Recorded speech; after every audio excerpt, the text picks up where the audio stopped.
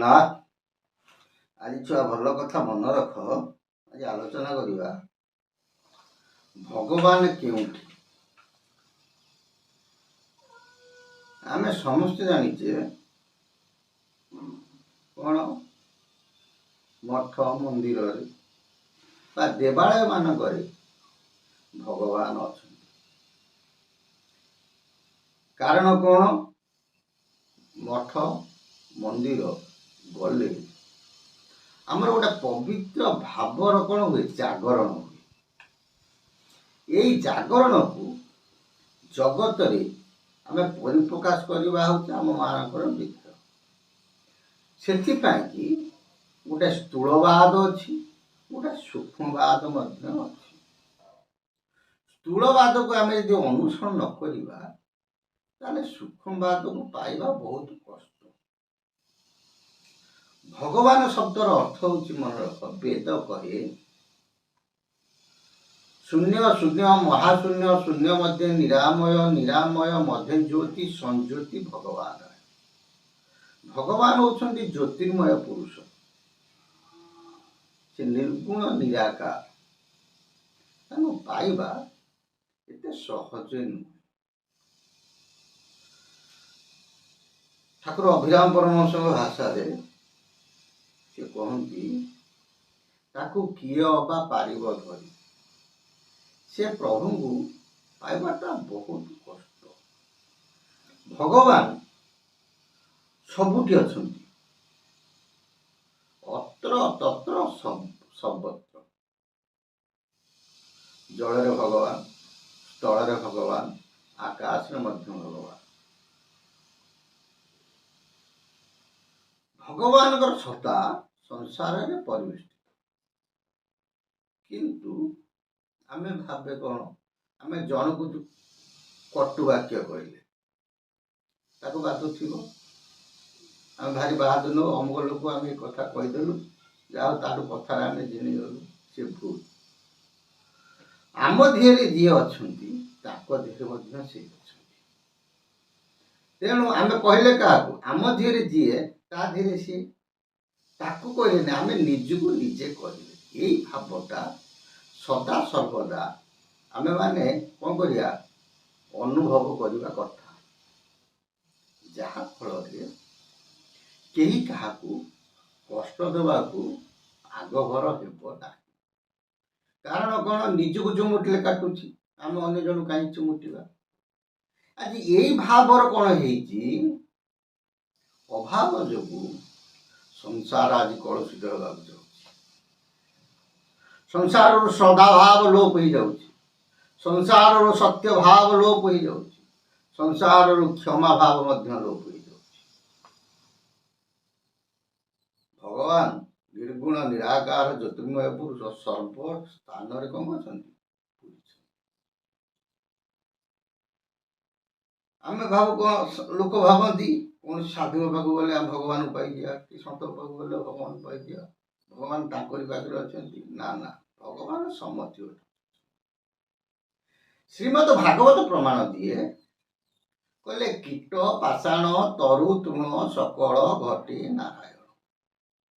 ପ୍ରଭୁ 56 କୋଟି ଜୀବଙ୍କ ଦେହରେ କ'ଣ କରିଛନ୍ତି? ବିଦ୍ୟମାନ କରିଛନ୍ତି ବୋଲି ଶ୍ରୀମଦ୍ ଭାଗବତ ଆମକୁ ଚେତନା ଦେଇଛି। କିନ୍ତୁ ଭଗବାନଙ୍କୁ ପାଇବାକୁ ହେଲେ ଭଗବାନ ବାସ୍ତବରେ ରହନ୍ତି କୋଉଠି? ବହୁତ ବ୍ୟକ୍ତି କୁହନ୍ତି ଭଗବାନ ସ୍ୱର୍ଗରେ ଅଛନ୍ତି, କିଏ କୁହନ୍ତି ମାନେ ମନ୍ଦିରରେ ଅଛନ୍ତି, କିଏ କୁହନ୍ତି ମଠରେ ଅଛନ୍ତି, କିଏ କୁହନ୍ତି ବୃକ୍ଷ ମୂଳରେ ଅଛନ୍ତି। ହଁ, ଅଛନ୍ତି। ସେ ସୂକ୍ଷ୍ମ ସତ୍ତା ରୂପରେ କ'ଣ ଅଛନ୍ତି? ବିଦ୍ୟମାନ ଅଛନ୍ତି। ଦିନକର ଘଟଣା, ନାରଦ ଯାଇ ପହଞ୍ଚିଲେ। ନାରଦ ପରମ ଭକ୍ତ ବୋଲି ପ୍ରଭୁଙ୍କୁ କ'ଣ ଭାବନ୍ତି? ସେ ଭାବନ୍ତି ମୁଁ ପ୍ରଭୁଙ୍କର ହେଉଛନ୍ତି ପରମ ଭକ୍ତ। ଏହି ସମୟରେ ଦିନେ ନାରଦ କ୍ଷୀରାବ୍ଧି ସାଗରରେ ପହଞ୍ଚିଗଲେ। ପ୍ରଭୁ ଠାକୁର କ'ଣ ପ୍ରସନ୍ନ ଥାନ୍ତି? ପ୍ରଭୁ ଆପଣ ତ ଏଠି ରହିଛନ୍ତି, ଫେର କହୁଛନ୍ତି ସକଳ ଦେହରେ ଆମେ ବିଦ୍ୟମାନ। ନା ହରେ ନାରଦ, ମୁଁ କ୍ଷୀରାବ୍ଧି ସାଗରରେ ଥିଲେ ମଧ୍ୟ ମୁଁ 56 କୋଟି ଜୀବଙ୍କ ଦେହରେ ବିଦ୍ୟମାନ। ନା ଆପଣଙ୍କୁ ପାଇବୁ କେମିତି? ଲୋକ ପାଇବେ କେମିତି? ନା ମୋତେ କେହି ପାଆନ୍ତି ନାହିଁ। ଭକ୍ତ ଭଗବାନ ଦୁଇ ଭାବିଲେ ଭିନ୍ନ ଭିନ୍ନ ନୁହେଁ। ମୋ ଭକ୍ତ ଯୋଉଠି ମୁଁ ଅଛି ସେଇଠି। ମୋ ଭକ୍ତଙ୍କୁ ଯିଏ ପୂଜା କଲା, ମୋ ଭକ୍ତଙ୍କୁ ଯିଏ ସମ୍ମାନ ଦେଲା, ମନେ ରଖିଥା ମୁଁ ସମ୍ମାନ ପାଇଲି। ନା କଣ? ନା ନାହଂ ତିଷ୍ଠାମି ବୈକୁଣ୍ଠେ ଯୋଗିନା ହୃଦୟେନ ଚ ମତ୍ ଭକ୍ତା ଯତ୍ର ତିଷ୍ଠନ୍ତି ତତ୍ର ତିଷ୍ଠାମି ନାରଦ। ଭଗବାନ ହସି ଦଉଛନ୍ତି। କହିଲେ ହେ ନାରଦ, ତମର ଏପର୍ଯ୍ୟନ୍ତ ଭାବନା ଆସିନାହିଁ।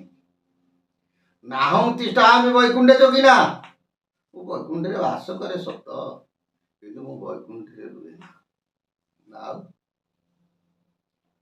ଯୋଗୀଙ୍କ ହୃଦୟରେ ମଧ୍ୟ ରୁହେ ନା।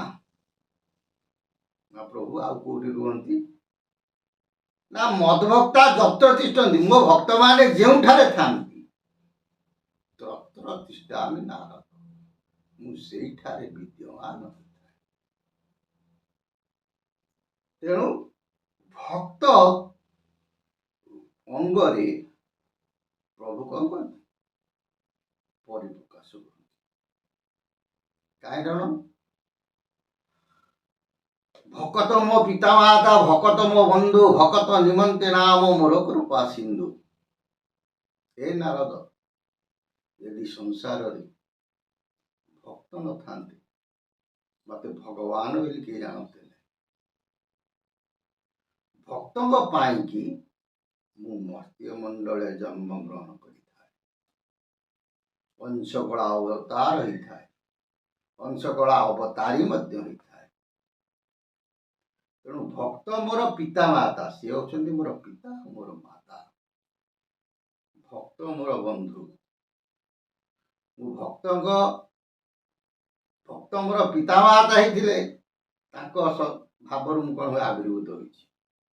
ଫେରେ ଭକ୍ତଙ୍କ ସଙ୍ଗରେ ମୁଁ ଖେଳିଛି। ଭକ୍ତ ମୋର ପିତା ମାତା, ଭକ୍ତ ମୋର ବନ୍ଧୁ, ଭକତ ନିମନ୍ତେ ନାମ ମୋର କୃପା ସିନ୍ଧୁ। ମୋର ଭକ୍ତ ହଉଛନ୍ତି ମୋର ଜୀବନ, ଭକ୍ତ ମୋର ପ୍ରାଣର ଧନ, ଭକ୍ତ ବିନା ମୁଁ ବଞ୍ଚି ପାରେ ନା। କେମିତିଆ ଭକ୍ତ? କେମିତିଆ ଭକ୍ତ? ମନେ ରଖିଥାଉ ପିଲେ, ସେ ହେଉଛନ୍ତି ନିଷ୍କାମବାଦୀ ଭକ୍ତ। ସେ ପ୍ରଭୁଙ୍କୁ ପାଇବାକୁ ହେଲେ ସେ ସହଜେ ଧରା ପଡନ୍ତି ନାହିଁ। ଯଶୋବନ୍ତ ଦାସ କୁହନ୍ତି, ଯଦି ପାଇବୁ ଭେଟ ମାୟାକୁ ବେଗେ କାଟ, ଗୁରୁ ସେବିନ ଭଜ ଶ୍ରୀହରି, ବଡ ମାୟାବୀ ଜୀବ ନୁହେଁ ତାହା। ଆମେ ମାନେ ଯେତେବେଳେ ପ୍ରଭୁଙ୍କୁ ପାଇବାକୁ ବ୍ୟାକୁଳ ହବା, ସେ କହୁଛନ୍ତି ଯଦି ପାଇବୁ ଭେଟ ମାୟାକୁ ବେଗେ କାଟ। କୋଉ ମାୟା? ଆପଣା ସଂସାର ମାୟାକୁ କାଟ। ଜଗତ ମାୟାକୁ କଣ କର? ପରିଧାନ କର।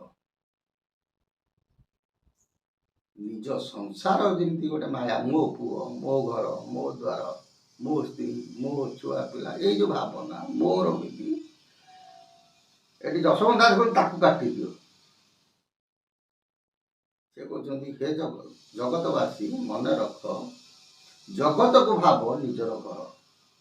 ଜଗତରେ ସମସ୍ତଙ୍କୁ ଭାବ ମୋର ବାପ ମା, ସମସ୍ତଙ୍କୁ ଭାବ ମୋର ଭଉଣୀ, ସମସ୍ତଙ୍କୁ ଭାବ ମୋ ପୁଅ ଝିଅ। ଏଇ ଭାବ ତୁମେ କଣ କର? ଜାଗ୍ରତ କର। ସେଥିପାଇଁ କି ଅନ୍ତଦାସଙ୍କର ଗୋଟେ ପଦ ମନେ ପଡେ, ମାୟାକୁ କାଟିବ, ମାୟାକୁ ସେବିବ, ମାୟାର କରୁଣା ବହି। ମାୟାକୁ କାଟ, ଫେରେ ମାୟାକୁ ସେବ। କୋଉ ମାୟା? ନା ନିଜର ସଂସାର ରୂପକୁ ମାୟାକୁ କାଟି ଜଗତ ମାୟାକୁ ତମେ ଧର, ଜଗତ ପାଇଁ କିଛି କର୍ମ କର। ଜଗତବାସୀ ଯଦି ତମ ଉପରେ ଶାନ୍ତି ହେଲେ, ମନଟା ନିଶ୍ଚିନ୍ତ ପ୍ରଭୁଙ୍କ କରୁଣା। ଆଉ ଗୋଟେ ଢେଗ କହନ୍ତି ଆମ ଓଡ଼ିଆରେ, ହାୟ ହାୟ ସ୍ୱର୍ଗ ମିଛି ଇଛି ନତେ ବାସ। ସେଥିପାଇଁ କି ମାୟାକୁ କାଟିବାକୁ ପଡିବ। ମାୟାକୁ କାଟି ଗୁରୁଙ୍କୁ ସେବା କର। ଯଦି ପାଇବ ତ ମାୟାକୁ ଆଗ କାଟ, ଗୁରୁ ସେବିନ ଭଜ ଶ୍ରୀହରି। ଆମେ କଣ କରୁଛେ ବର୍ତ୍ତମାନ? ତମେ ଦେଖ, ଅନେକ ବ୍ୟକ୍ତି ବିଶେଷ ନିଜକୁ ପରମ ଭକ୍ତ ବୋଲି କଣ କରନ୍ତି? ଭାବନ୍ତି। କିନ୍ତୁ ମାୟାରେ ଆବୃତ। ଗୋଟା ପଟେ ମାୟାକୁ ଧରିଥିବେ, ଗୋଟା ପଟେ ଗୁରୁଙ୍କ ପାଦକୁ ଧରିଥିବେ, ତାର କିଛି ମହତ୍ଵ ନଥାଏ। ଯଦି ଗୁରୁ ପାଦକୁ ତମେ ଧରିଥିବ ତମ ସଂସାର ବିଳିକି ପଳେଇଯିବ। এই ସଂସାର ଯାହାକୁ ଧରିଥିବ ଗୁରୁ ପାଦ ପାଖରେ ରହିବ। ସେଥିପାଇଁ ଭୀମ ବହି କହିଲେ ଦୁଇ ପାଦ ନ ମିଶଇ ଏକ ପାଦେ ଧର ଧର ଶୂନ୍ୟ ମନ୍ଦିର ବିହାର ରୂପରେ କନାଇ ତାର ଅକଳନା ବାରାନିଧି ନାମ ମହିମା। କହିଲେ ଦୁଇ ପାଦ ନ ମିଶଇ ଏକ ପାଦ ଧର ଧର। ତତ୍ତ୍ୱବାଦ ଉପରେ ଅନ୍ୟ ପଳେଇ ଆସିବ, କିନ୍ତୁ ସଂସାର ମତରେ ଇଆଡ଼େ ମାୟାକୁ ଧର ନା ସିଆଡ଼େ ଗୁରୁ ପାଦକୁ ଧର ନା, ଯୁଆଡ଼ୁ ହେଲେ ଗୋଟା କାଟିବାକୁ। ଆଉ ଜଗତକୁ ତମେ ଯଦି ଏକ ଭାବ ଦେଖିବ, ଜଗତକୁ ଯଦି ନିଜର ବୋଲି ଭାବିବ, ତାହେଲେ ବିଭୁ କରୁଣା ହବ, ଭବ ସଂସାର ସରିଯିବ, ପ୍ରଭୁଙ୍କ ଦର୍ଶନ ମିଳିବ। ଏଇ କଥାକୁ ଜଗନ୍ନାଥ ଦାସ ମଧ୍ୟ କଲମ କରିଛନ୍ତି। ଶ୍ରୀମଦ ଭାଗବତରେ ଜଗନ୍ନାଥ ଦାସ କହୁଛନ୍ତି, ହେ ଜଗତବାସୀ ତରିବାର କଥା ଶୁଣ। ତମର ପୂଜା ବିଧି କିଛି ଦରକାର ନାହିଁ। ଯେବେ ଏକ ଭାବ ଭାବୁ ଭବ ସଂସାର ତରିଯିବ। ତମେ ମାନେ ଯଦି ଜଗତକୁ ଏକକାର ଭାବରେ ଦେଖିବ, ଯେ ତମେ ଏକ ଅଙ୍ଗ ଭାବରେ ଦେଖିବ, ଏକ ରୂପରେ ଦେଖିବ, ଏକ ମାର୍ଗରେ ଦେଖିବ, ଏକ ତତ୍ତ୍ୱରେ ଦେଖିବ, ଏକ ଭାବାର୍ଥରେ ଦେଖିବ, ତାହେଲେ ନିଶ୍ଚିନ୍ତ ଭବ ସଂସାର ତରିଯିବ। ନାଇଁ, ଜୟ ଜଗନ୍ନାଥ। ସେ ପ୍ରଭୁଙ୍କ ସଦିଚ୍ଛା ପୂର୍ଣ୍ଣ ହଉ। ବୋଲ ଆନନ୍ଦେ କବା।